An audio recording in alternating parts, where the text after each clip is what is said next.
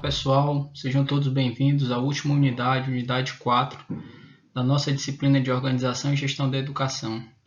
Nesta unidade, nós estudaremos os níveis e modalidades de educação e de ensino no país. Antes de nós descrevermos o que nós estudaremos aqui na última unidade da nossa disciplina, é importante nós fazermos um retrospecto de todo o percurso que nós fizemos para até chegar aqui na unidade 4, da disciplina Organização e Gestão da Educação. Lá na nossa primeira unidade, nós estudamos as políticas públicas e o financiamento da educação no Brasil, analisando de que forma se propõem essas políticas que impactam na educação no cenário nacional e vendo também qual a origem e o percurso, o caminho dos recursos utilizados na educação brasileira, bem como a responsabilidade dentre os entes das unidades federativas do Brasil. Na unidade 2, nós estudamos os princípios da gestão democrática, percorremos o seu marco legal e analisamos características como o pluralismo, a participação, a autonomia e transparência nos espaços escolares. Na unidade 3, nós analisamos como está organizada a educação do país, subsidiada na Lei de Diretrizes e Bases da Educação, a LDB, além de verificarmos como se dão os sistemas educacionais. Agora, na unidade 4, nós vamos estudar toda a estrutura do sistema educacional do país, bem como seus dois níveis e suas modalidades, além, claro, de conhecer as suas características. Como de praxe, nós vamos iniciar nossa unidade com questionamento. Qual a nossa percepção em relação à organização da educação no Brasil? Como que nós percebemos a sua divisão em relação aos seus níveis e em relação às suas modalidades? Que impacto isso tem em relação à prática e o planejamento educacional, tanto nos espaços macro quanto nos espaços intraescolares? Como nós recebemos isso do ponto de vista de atendimento a uma educação de formação cidadã ou uma educação de preparo para o mercado de trabalho? De que forma que essa organização da educação ela impacta nesses objetivos? Vamos conhecer os níveis da estrutura educacional no Brasil. Esses níveis, a educação brasileira é dividida em educação básica e educação superior. Dentro da educação básica, nós temos aí contemplados a educação infantil, o ensino fundamental e o ensino médio. Essa divisão na educação brasileira ela já estava prevista na LDB de 1996 e na Constituição Federal de 88.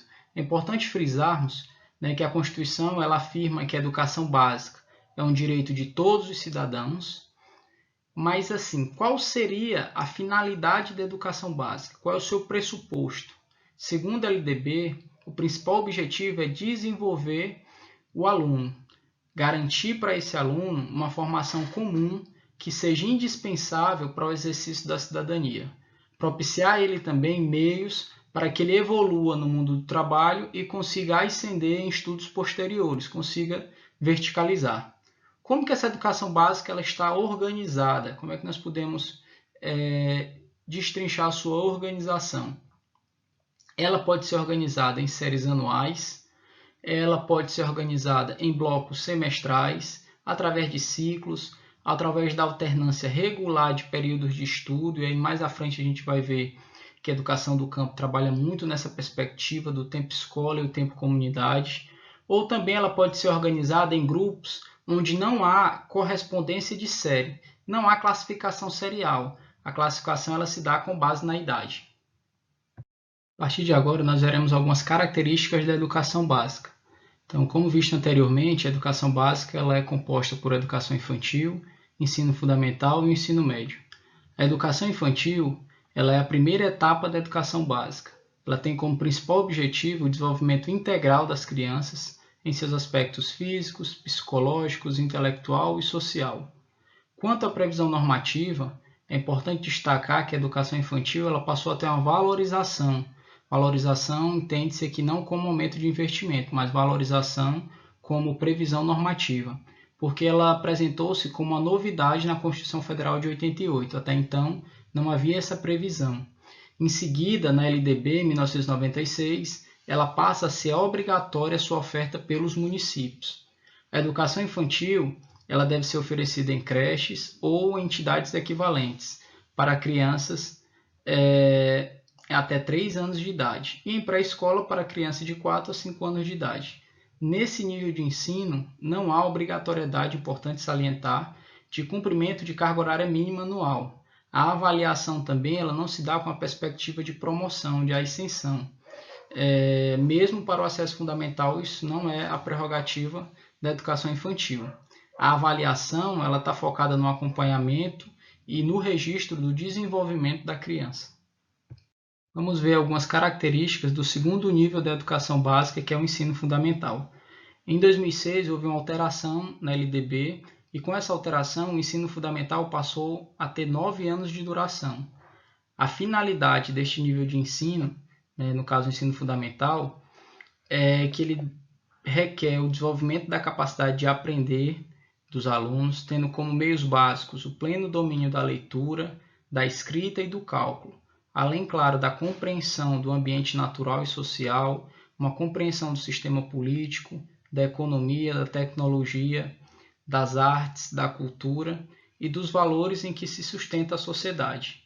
Importante também nós destacarmos esse papel preponderante de transição do ensino fundamental, porque na educação básica, o ensino fundamental ele se dá como um elo, um momento de transição entre a educação infantil e o ensino médio. E isso na prerrogativa que ele vai desde a consolidação da alfabetização da criança até a aquisição de conhecimentos nas diferentes áreas. O último nível da educação básica é o ensino médio. Então, desde 1996 que o ensino médio, através da LDB, passou a ser a etapa final da educação básica. No entanto, é importante nós destacarmos a complexidade que há na execução desse nível de ensino, sobretudo quando nós pensamos nessa dualidade, nessa dicotomia entre, no espaço educacional, propor uma formação propedêutica, ou seja, aquela que vise uma formação ao passo que o aluno possibilite ele verticalizar para o ensino superior, a preparação para o ingresso no ensino superior, ou, noutra perspectiva, a formação profissionalizante, aquela que, de sobremaneira, ela tem como foco a preparação para o mercado de trabalho. Por fim, o último nível da organização da educação brasileira é o nível superior. Mas o que seria esse ensino superior? O ensino superior, nós podemos lembrar que ele já foi chamado de terceiro grau, como se fosse o último grau de formação. Ele constitui-se da etapa que vem depois da educação básica, mais especificamente após o ensino médio, um requisito básico para o ingresso, a conclusão do ensino médio para o ingresso no ensino superior, como é sabido por todos. O ensino superior, na sua essência, ele visa formar profissionais nas diferentes áreas do saber, fomentando a divulgação de conhecimentos culturais, científicos e técnicos, e os comunicando através das práticas de ensino. Visa também o ensino superior, na sua essência, estimular a criação cultural e o desenvolvimento da ciência e do pensamento reflexivo, vista a incentivar o trabalho de pesquisa e a investigação científica, além de envolver a comunidade através de ações de extensão. Então, basicamente, é a amplitude das características do ensino superior.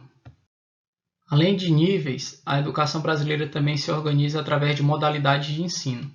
Dentre essas modalidades, é importante nós destacarmos a educação de jovens e adultos, que ela visa atender jovens e adultos que não conseguiram concluir na idade regular o ensino fundamental ou o ensino médio. Nós temos a educação profissional tecnológica voltada para a qualificação profissional. Ela deve ser oferecida em articulação com o ensino regular ou através de estratégias ou de alternativas de formação inicial e continuada. Nós temos a educação especial, que ela é destinada para a oferta de serviços educacionais a crianças ou jovens com necessidades educacionais específicas em decorrência de deficiências, quer seja física, sensorial, cognitiva, ou dificuldades de aprendizagem, motivadas por variadas causas. Nós temos a educação à distância, que é a modalidade educacional na qual alunos e professores estão separados física ou temporalmente, e por isso há necessidade da utilização de meios e tecnologias de informação e comunicação. Nós temos a educação escolar indígena, que ela consiste na oferta de unidades educacionais inscritas em território indígena e suas culturas, E é importante destacar que essa modalidade de oferta ela tem que respeitar, né, os princípios constitucionais e a base nacional comum que orienta a educação básica brasileira. Nós temos a educação básica do campo, como outra modalidade de ensino no Brasil. Ela é prevista para a população rural. A organização pedagógica ela deve contemplar conteúdos curriculares e metodologias que atendam aos interesses e à realidade dos estudantes da zona rural. E, por fim, nós temos a educação escolar quilombola, que essa modalidade ela visa garantir a educação escolar às comunidades quilombolas, nas diferentes etapas e modalidades da educação básica. É claro, respeitando as suas especificidades. Pessoal, aqui nós encerramos a unidade 4 da nossa disciplina de Gestão e Organização da Educação. Até aqui nós estudamos os níveis da educação no Brasil e citamos também as modalidades de ensino praticados no Brasil e previstos na Lei de Diretrizes e Bases da Educação. Importante nós destacarmos a importância que tem essa disciplina na nossa prática profissional, sobretudo quando a gente compreende a sua contribuição para o entendimento macro de como se dá a organização e a gestão educacional, para que nós possamos, de sobremaneira, conseguir entender o planejamento dentro dos espaços escolares, a tomada de decisão e, sobretudo, para que a gente melhore a nossa prática. Então, eu desejo sucesso nesse processo formacional aos alunos de pedagogia que têm essa perspectiva de formação com vista a contribuir para a elevação e a melhoria da educação brasileira, sobretudo da nossa região, a educação no Maranhão. Eu quero aqui também falar aos alunos de formação pedagógica da importância que tem na melhoria da nossa prática, de nós termos essa complementação pedagógica no nosso processo de formação. Ver a educação como a única alternativa, como a principal alternativa de ascensão social e de transformação da realidade do nosso país, da nossa região e da nossa cidade.